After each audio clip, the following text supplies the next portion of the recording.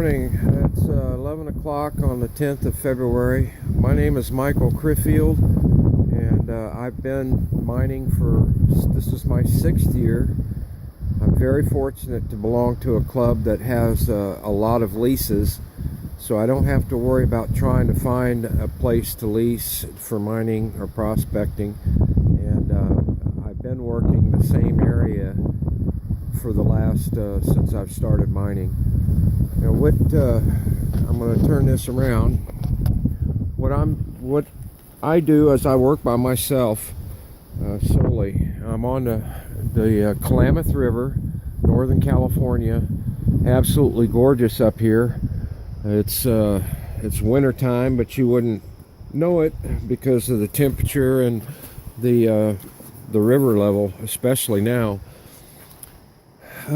Like I said, I've been working Wingate for the last 6 years since I first started mining. Now, I have gone several other places, but I've stuck by here in this area because it's been very productive for me. I do surface mining. I do not dredge. I don't care to dredge. I really like crevicing, which is working the cracks in the bedrock. Two things that's very important to me when I look at a new area. One, first and foremost, is what it looks like during a flood. Now, last year, not this winter, but last winter, all of this whole area was underwater. The river was up over 17 feet. Normal pool level is about 2.5 feet. Where it's measured at about 20 miles from here. That log was deposited here last winter. All of this before the flood, you could not get down in here at all. This was totally overgrown with obviously the trees, the brush, the blackberries, that sort of thing. The flood, when it came through, it cleaned all of this out, and with a little help, minor landscaping, I made a way to get down to where I'm at right now. Now, I had first started up by the road up there because I couldn't get over here where I wanted to be. The water was still up, so I worked up there. I know there's a pay line that runs the edge of the road down about 30 or 40 feet, basically where those trees are, the green trees right in through there. It runs right along that edge, about that high up, and at least through here.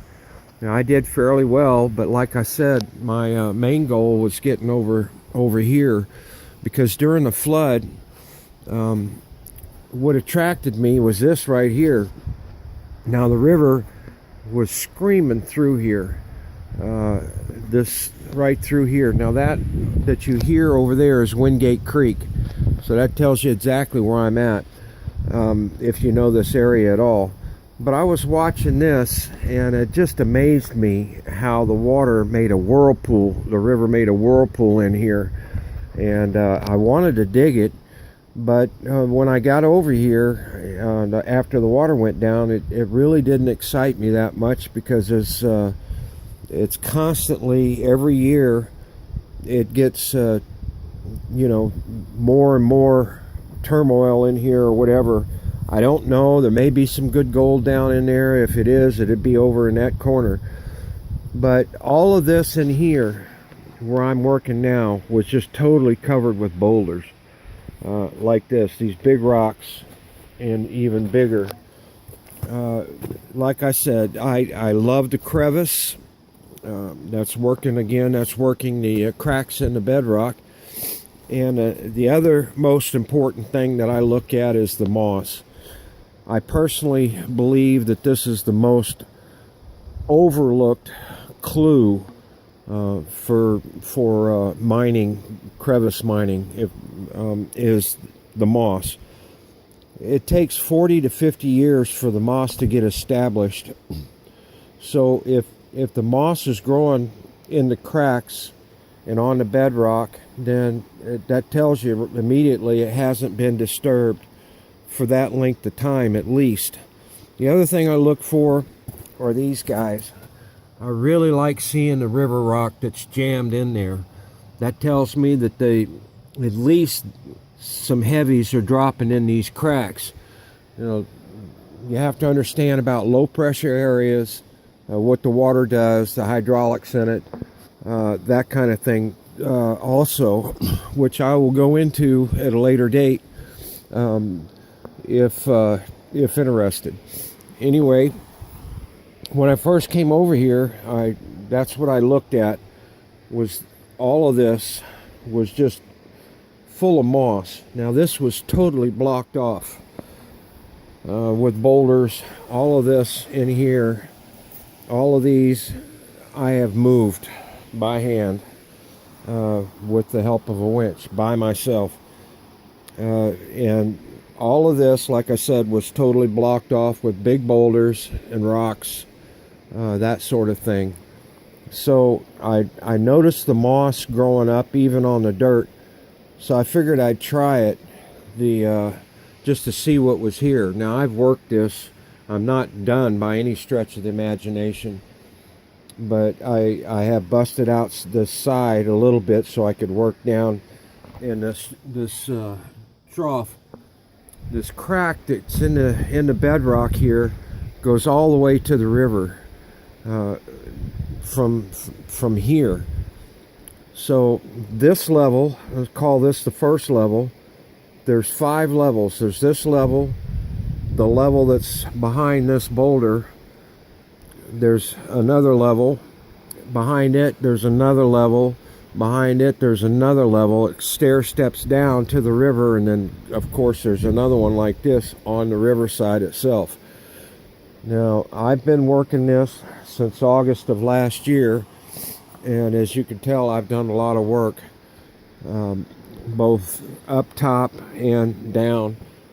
I decided to come back down here because I wanted to dig this out in here, but also while I was doing that, I noticed this point in the bedrock. The edge of the bedrock runs right there, as you can see, and it came to a point right here. Now this boulder right here was setting right here. I moved it, and since then I have been moving rocks and more rocks. It was over. It looked just like this, and I have not disturbed this at all, with the moss growing in the rocks and on the dirt, all down in through here. So just recently, I guess about 4 days ago, I decided to work this point. I wanted to see how this wall, how far it came out, and just the edge, following that edge to this point to see what was in here. Now, like I said, I've been working this spot part for 4 or 5 days. What I look for, of course, you got the overburden, which is the gray sand and stuff, but it does carry gold, at least here. It might not be big, but it does have gold in it. But this is the pay dirt, what I call pay dirt down in here. That and all of this reddish colored dirt. That's what I try to get out and process.